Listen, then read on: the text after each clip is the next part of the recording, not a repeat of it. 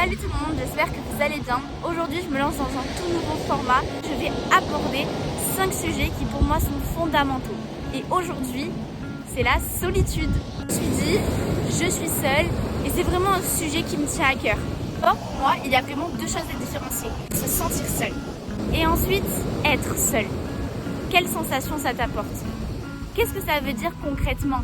C'est quoi la différence? Et ça, c'est quelque chose que je vais essayer de creuser avec vous. Pour moi, se sentir seul, ça va au-delà d'être seul. C'est comme si j'étais catapultée dans une autre dimension où je vois tous les gens qui s'amusent autour, des gens qui sont gentils avec moi, je vais rigoler avec eux, mais au fond de moi, au fin fond de moi, je ne me sens pas comblée, je ne me sens pas nourrie de ces personnes. C'est pas des connexions qui vont réellement t'apporter quelque chose, matcher sur certaines choses, mais au fond, vous n'avez pas les mêmes délires, elles vous comprennent pas, vous allez rigoler mais c'est pas non plus des fous rires.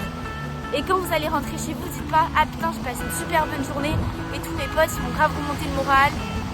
Vous traînez toujours cette solitude, avec ou sans eux, ça change absolument rien. Et c'est ça qui m'a fait me sentir seule. En fait, c'est comme et c'est ça qui m'a fait me sentir seule.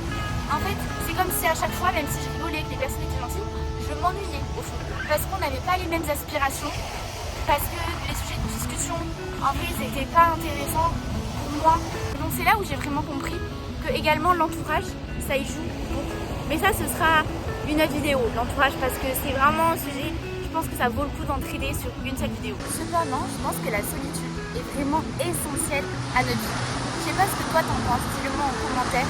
Genre t'es obligé de passer par un moment de solitude dans ta journée ou dans ta semaine pour te sentir bien. Je m'explique. Les gens, ils vont penser que la solitude, c'est une contrainte, tu vois, que c'est un truc vraiment négatif. Puisqu'on associe souvent la solitude au fait de se sentir seul et pas d'être seul.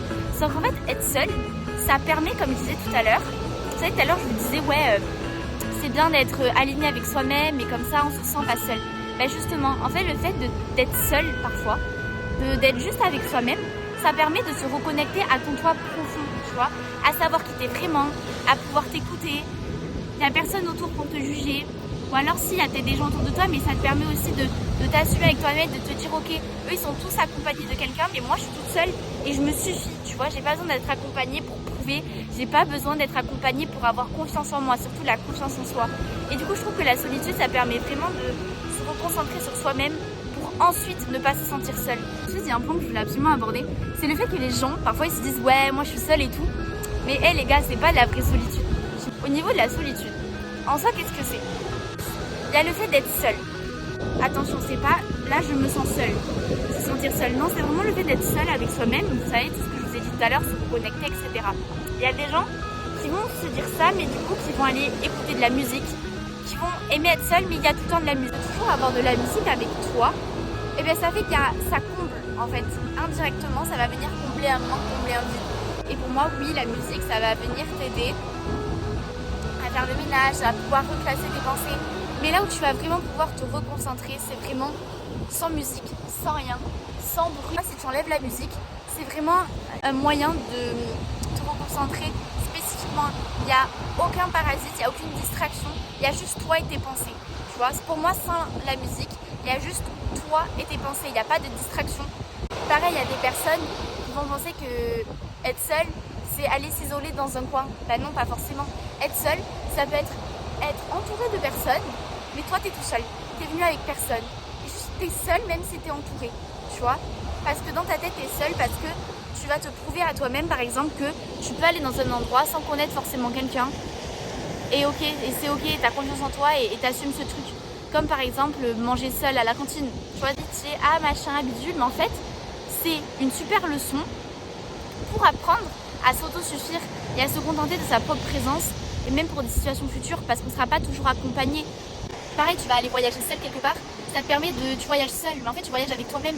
Du coup tu vas voir comment toi tu t'adaptes sans l'aide des gens, comment t'en sortir tout seul. Par exemple quand tu travailles, tu vois, si tu veux te lancer dans l'entrepreneuriat, tu vas trouver 3 milliards de personnes qui vont te donner des conseils. Mais au final, c'est que toi, avec toi-même, il n'y a que toi qui va venir te donner, te pousser. Il n'y a que toi, en fait, si tu prends pas d'accompagnement. Pareil, dans le sport, si tu prends pas d'accompagnement, il n'y a personne qui va venir derrière toi. Donc encore une fois, tu es seul à te booster.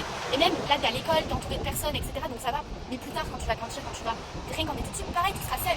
Pareil, après, au travail, tu seras seul. D'où l'importance de bien choisir son entourage parce que tu es la somme des 5 personnes qui t'entourent, ça on en parlera plus tard, mais aussi il est important de travailler sur soi.